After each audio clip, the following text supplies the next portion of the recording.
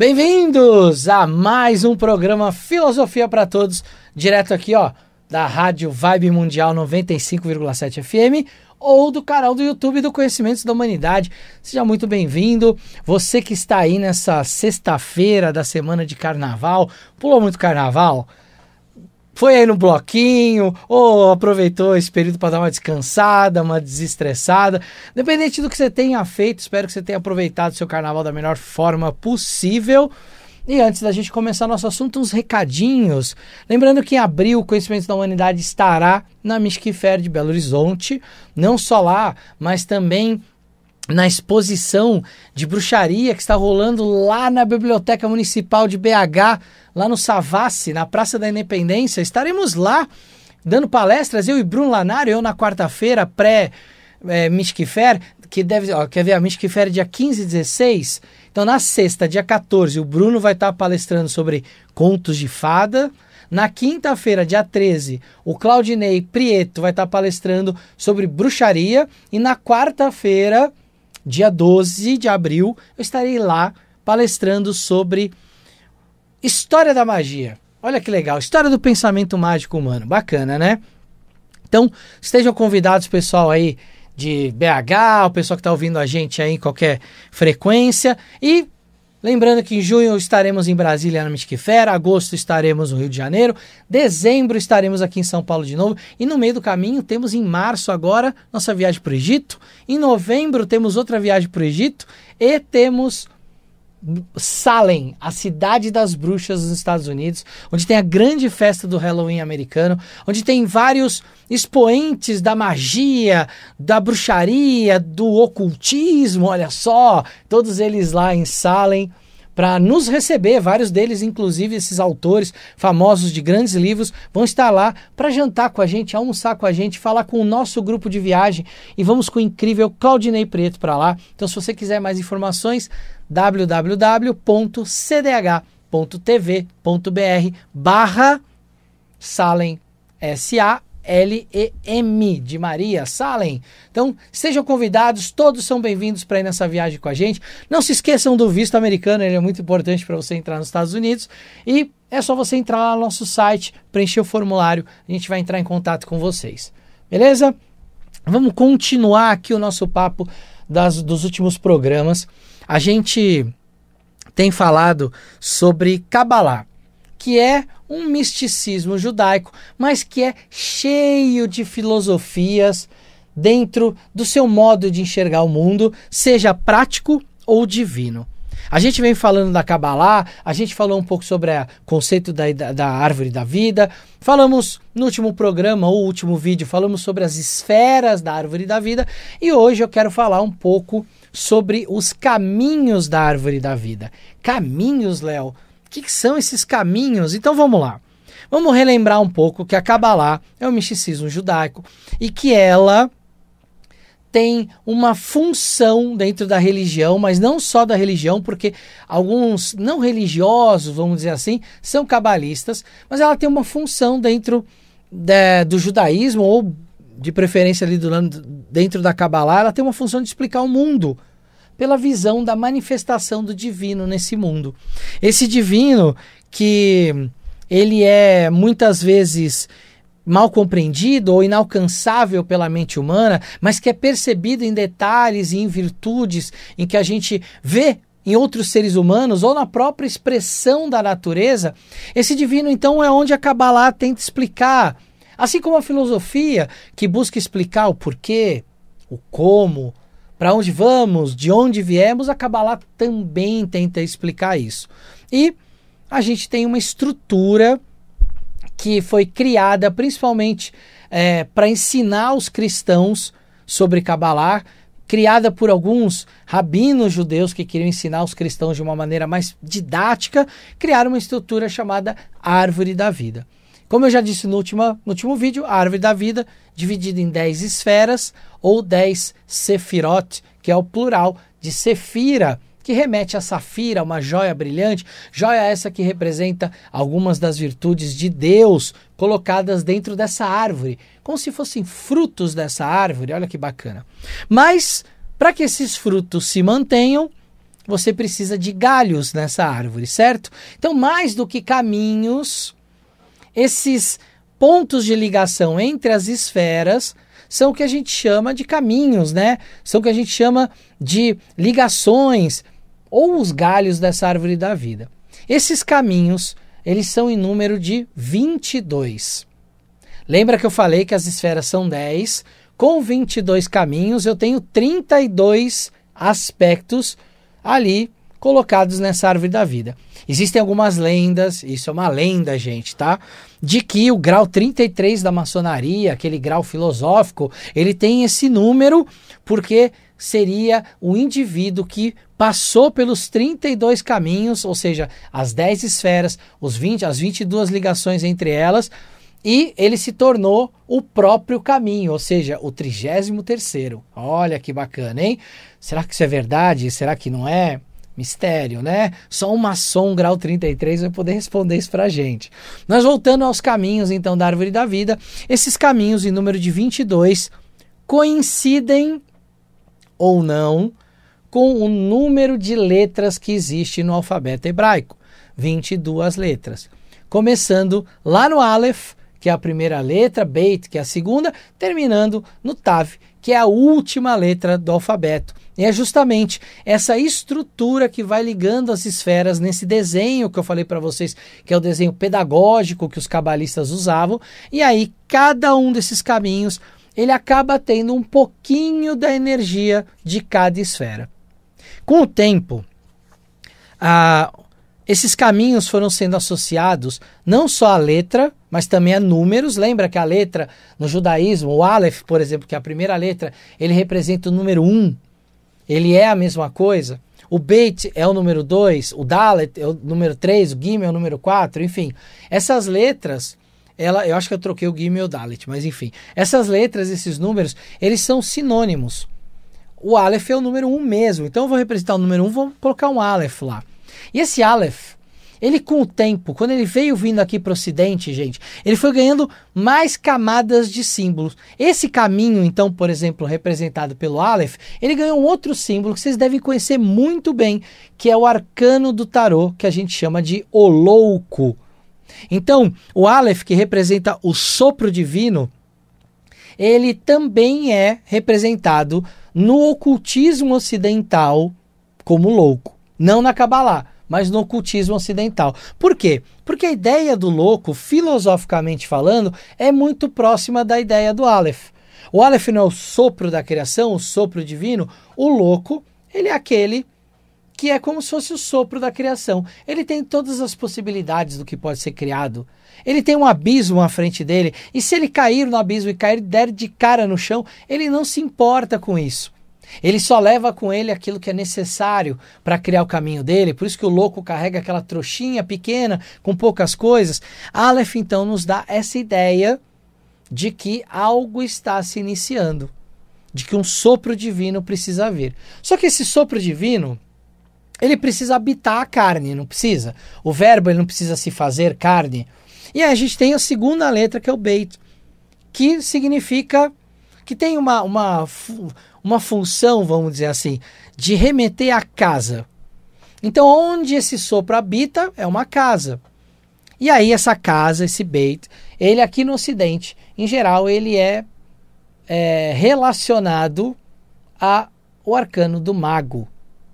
Porque o mago, ele é aquele que ele consegue trazer do divino, trazer o sopro, lembra do louco? Trazer do divino para que o verbo encarne nele e ele se torne o verbo. Ele se torne um mago que manipula as coisas, que manifesta as coisas. Mago esse que consegue manipular os elementos da criação. Ou seja, ele tem a capacidade agora de transformar o verbo em carne. Ele manipula a realidade, manipula a natureza. Então olha que bacana, as próprias letras, o desenho das letras, dentro até de algumas linhas do misticismo judaico, da Kabbalah, essas letras remetem a posições corporais que você pode fazer em meditações específicas com aquelas letras. Toda essa ideia, ela remete a uma filosofia metafísica, vai além só do nosso ser, vai buscando também uma explicação cosmológica, cosmogônica para a nossa existência aqui. Lembra? Buscar no cosmos, buscar no divino, isso que é para explicar por que a gente está aqui, o que a gente está fazendo aqui, qual que é o nosso propósito. E é claro que aqui no programa eu não vou conseguir falar das 22 letras, mas eu quero trazer algumas questões que talvez possam ajudar de maneira mais prática. Quando você olha para essas letras, cada uma delas tem um valor numérico, como eu já expliquei. Cada uma delas no ocultismo ocidental, né, em algumas linhas do ocultismo ocidental ou do esoterismo ocidental, estão associadas a alguns arcanos do tarô, e isso pode nos dar algumas pistas.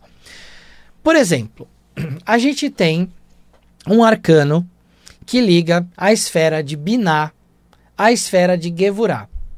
Binah é a esfera que é o máximo da restrição da árvore da vida.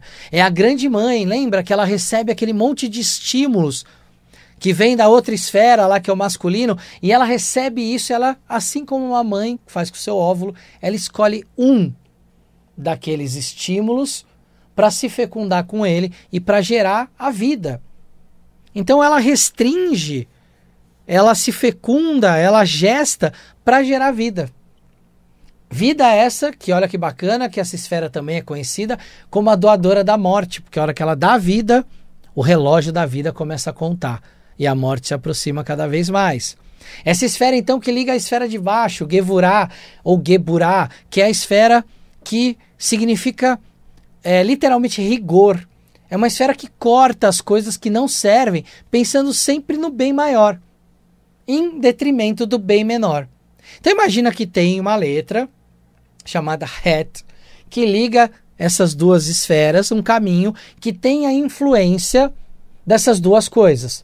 De uma esfera que quer restringir para que algo nasça e outra que quer restringir para matar aquilo que não serve. E as duas têm a sua função, as duas são importantes. Mas ali no meio tem uma letra, Het, que vai ser o arcano do carro no tarô. Que é um arcano que está sempre representado por alguém num triunfo, que era o nome que era dado. Sabe quando alguém vencia uma guerra e entrava vitorioso na cidade? O nome disso era triunfo, é daí que vem o triunfo que a gente conhece hoje. Então, essa imagem de alguém num carro conduzindo ali duas feras, em alguns tarôs, duas esfinges, dois grifos ou dois cavalos, que é o mais comum. Pessoa essa então que vai conduzindo para o seu triunfo. O que é essa condução? A ideia de conduzir algo, pegar, por exemplo, os dois cavalos na rédea, concorda comigo que é uma ideia restritiva? Eu não estou libertando os cavalos para eles correrem para onde eles quiserem. Eu estou segurando na rédea. Então, olha só, eu tenho o simbolismo dessas duas esferas que são restritivas. O que alguém que nasce e se torna essa força da natureza, né? Então pensa assim, na primeira esfera ali em Binah, que é onde tem essa coisa da gestação para nascer lá na frente. Então eu tenho um ideal, uma ideia, algo que eu quero fazer, uma crença, uma verdade que eu acredito. E a esfera de baixo, que é aquelas são ligadas, é justamente aquela imagem daquele rei espartano que se sacrifica em prol do bem maior do povo dele. Lembra da história dos 300 de Esparta? É uma boa referência a Gevurah, que é essa esfera super marciana, restritiva. Então imagina assim, eu tenho uma energia de algo que precisa triunfar, da vida que precisa triunfar, e ao mesmo tempo um grande guerreiro, eu vou representar no arcano um grande guerreiro vitorioso na batalha. Só que ele restringe os cavalos, porque são esferas restritivas. O que são esses cavalos, gente? São impulsos, desejos, ideias, coisas que poderiam muito bem se desconectar, até emoções, né, que poderiam se desconectar e te tirar do caminho do triunfo. Então colocá-las nas rédeas, na visão desse arcano, porque em outros lugares a gente vai explodir nossas emoções, a gente não está nem aí, a gente não vai colocar emoções nas rédeas, mas nesse momento é importante colocar elas nas rédeas para que elas nos sirvam e que a gente consiga conduzir os nossos instintos para que eles nos deem velocidade, né, o cavalo, ou combustível para que a gente consiga atingir os nossos objetivos. Olha que legal, né? Então quando a gente pega essa influência. Uma outra influência legal, por exemplo, é quando a gente pega, dentro desse desenho da árvore da vida, se formam às vezes alguns triângulos. E aí existe uma esfera oposta, né? Então assim, imagina assim um triângulo. Eu tenho uma esfera aqui e eu tenho um caminho aqui embaixo, ok? Essa esfera aqui de cima, ela está irradiando uma energia para esse caminho aqui embaixo. E é muito legal quando a gente pega, por exemplo, o caminho da Lua, o que é irradiado pela esfera da Lua, o arcano do Sol, que é irradiado pela esfera do Sol. E aí o quanto mesmo esse arcano, ele estando ligando duas esferas, né, que tem ali também a sua divisão de energia, ele também tem uma interferência de uma outra esfera que vai trazer uma energia muito central para aquela ideia. Vou dar um outro exemplo para vocês aqui, o arcano da torre, que é tão temido no tarô, né? Porque ele vem para destruir mesmo as coisas, para desfazer crenças, acabar com zonas de conforto, tudo isso. Ele liga esferas de dois pilares diferentes, do pilar da expansão e do pilar da restrição. O que esse arcano ele vem dizer para a gente? A torre, ela não é algo que vai nos aprisionando? Ou é algo como se a gente pegar o mito da Torre de Babel, ela não é algo que a gente foi construindo para tentar chegar ao divino? Então a torre, ela é uma ideia meio errada, vamos dizer assim, de que a gente pode chegar no divino construindo padrões, cristalizações, coisas que na verdade nos prendem. E isso movido a grandes emoções, a certezas absolutas e desejos daquilo que a gente quer, e a gente vai se enfiando em padrões e a gente vai se enfiando em um monte de coisas. E aí olha as esferas que são ligadas por esse caminho da torre. Hod, que é uma esfera do caminho da restrição, e Netzach, que é uma esfera do caminho da expansão. Eu sei que esses nomes são difíceis, né, gente? Mas vamos lá. Hod significa glória em hebraico. Netzach significa vitória em hebraico. Netzach é a grande esfera das emoções, gente. É onde tem as animações, é onde tem todo o tipo de emoção, de instinto, de desejo que nos deixa animado ou desanimado. Então é a casa das animações por isso. Hod é o que a gente vai chamar de casa das formas. É onde essas animações ganham uma forma. Então eu estou feliz. Estou feliz, estou em Netzach. Como eu expresso a minha felicidade? A forma de expressão, essa forma pelo qual eu encaixo, é Hod. Então olha só, gente, eu tenho duas esferas, uma que dá forma e uma que expressa as emoções. Imagina então a torre, que é o caminho que liga elas duas, ela mostra claramente que se você se desequilibrar nas suas expressões emocionais e se você se desequilibrar na forma que você dá as suas coisas, se você cria padrões, se você cria preconceitos, se você cria construções que te aprisionam, esse exagero te leva a ser a torre. Qual que é a lição aqui? Calma, tá com vontade de fazer as coisas? Tá com vontade de expressar uma emoção? Procura a forma correta. É que nem fazer um bolo, gente. Eu tenho a massa do bolo que eu bato, eu tenho que colocar ela na forma para ela ir para o forno. Se eu pegar muita massa e colocar numa forma pequena, vai transbordar. Se eu pegar uma forma muito grande para uma massa muito pequena, eu vou ter um bolinho pequeno. Então eu preciso levar em consideração como eu expresso as minhas emoções, como eu expresso os meus desejos, como eu expresso os meus instintos. A forma que eu dou para expressar isso é muito importante. Não adianta você ser aquelas pessoas que falam assim, eu brigo mesmo com todo mundo porque eu tenho a personalidade forte. Na verdade, você não tem a personalidade forte. Se você briga com todo mundo, é porque você está desequilibrado na tua expressão emocional. Porque não é possível que vai brigar com todo mundo. De vez em quando brigar resolve alguma coisa, a gente sabe, não vamos dar de santo aqui não. Mas, poxa, resolver as coisas expressando, por exemplo, uma insatisfação com a forma correta, você vai muito mais longe. Como eu disse, às vezes a gente precisa, a forma que a situação precisa é uma forma mais agressiva para resolver alguma coisa. Mas, em geral, se a gente consegue... não estou satisfeito com esse negócio. Por exemplo, você foi lá, foi comprar um lanche, pediu o lanche veio todo desmontado. Você pode chegar lá, xingar todo mundo. Pô, que absurdo, eu paguei por isso, olha como é que esse lanche tá, e não sei o que, não sei o que lá, não sei o que lá. Todo mundo vai olhar para você e falar, meu Deus, que pessoa descontrolada, né? E aí o atendente lá do lanchonete vai pegar o seu lanche e vai trocar. Mas você pode chegar e falar assim, olha, eu comprei o lanche veio todo desmontado, o atendente vai pegar e vai trocar. O resultado vai ser o mesmo. Para que o descontrole? Para que sair do seu centro? Para que alimentar essa construção de uma torre dentro de você que vai despertar essa ira divina dentro de você? Então, pensa, qual é a forma adequada para isso? Você não vai no velório contar uma piada, também não vai num show de comédia ficar chorando pela morte de alguém. A gente não procura ir num show de comédia quando tá assim. Algumas pessoas até procuram, que é o jeito delas lidarem com o luto. Mas quando você tá de luto, você tá triste, você não vai se meter num lugar alegre. Você vê que a sua energia não tá batendo com o lugar.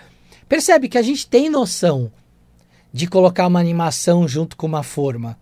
A gente muitas vezes só prefere não fazer. E aí isso, em alguns casos, traz um ganho secundário pra gente, porque às vezes resolve uma situação, às vezes espernear, brigar, resolve uma situação, mas talvez, se você criar uma torre disso, isso virar um padrão, uma cristalização, talvez você aprenda que vai só resolver as coisas no grito, e nem sempre vai ser possível resolver as coisas no grito. E às vezes a sua situação vai piorar se você tentar resolver no grito. Para a gente ir finalizando, eu vou trazer mais um outro exemplo de um caminho, que é o caminho que liga as duas últimas esferas da árvore da vida. Uma que chama Yesod, que é o fundamento, é a esfera que nos mostra que por trás da realidade existem cordas, existem marionetes, existem cordões que manipulam a realidade, e Malhut, que é o reino, que é onde a gente está aqui agora. Ó. Vocês estão vendo isso aqui? Ó? Isso aqui tudo onde a gente está percebendo, principalmente pelos 5 sentidos, é Malhut. Existe um caminho que liga essas duas esferas. E ele é o caminho do mundo, do arcano do mundo, da letra Tav. O que esse arcano significa? O que essa letra significa? Que esse mundo da lua, que Yesod é a esfera da lua, que esse mundo da lua existe de tudo. Mas quem escolhe o que vai ser manifesto aqui, quem escolhe o que eu vou trazer, qual é a ideia que eu vou falar, qual é a palavra que eu vou expressar, qual é a emoção, quem escolhe sou eu. E esse processo de escolha, ele acontece justamente nesse caminho. Se a gente pegar o arcano do mundo, que tem aquela deusa dançando ali no meio, a Sofia, né, a sabedoria dançando ali no meio, reparem que ela está segurando 2 baquetas, ou às vezes um frasco numa mão e uma baqueta na outra. Em geral, nas representações clássicas do tarô, ela sempre tem algo nas 2 mãos. Uma mão é a mão que dá, outra é a mão que tira, não é? Se você é destro, a sua mão que dá é a sua mão direita. Se você é canhoto, a sua mão que dá é a sua mão esquerda. A gente tem uma mão que dá e uma mão que tira, simbolicamente. Essa Sofia que está dançando ali, ela também tem uma mão que dá e uma mão que tira. Ela pode te entregar, através da sabedoria dela, algo que vai ser melhor para você, para sua vida. E ela também vai poder tirar aquilo que não serve. Então, toda vez que eu tenho uma ideia, que eu quero manifestar essa ideia, se essa ideia for boa e eu estiver alinhado com esse caminho, com a minha prática, eu vou expressar essa ideia da melhor forma possível e as pessoas vão gostar dela e talvez até me apoiar na realização dela. Agora, se a ideia for ruim, talvez um impulso, uma intuição de falar, putz, não fala isso. Acho que isso não vai ser legal. Isso vai ser ruim.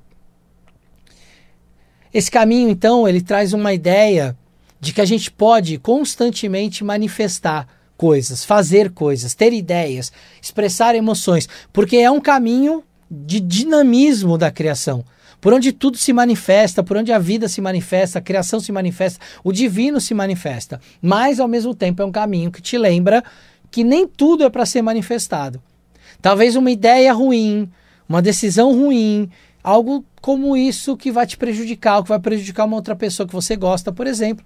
Talvez isso não precise ser manifestado. E aí, a mão que tira desse arcano pode tirar essa energia. Ok? Gente, espero que vocês tenham gostado de mais esse assunto filosófico sobre a Kabbalah. Continua acompanhando aí o nosso canal, se inscreve, curta, compartilha. E você que está nos ouvindo ao vivo, na sexta-feira aqui, que você possa ter uma sexta-feira incrível e que você possa colocar muitos ensinamentos, não só desse programa, mas da sua vida, em prática sempre. Um beijo no coração e esfirras cabalísticas.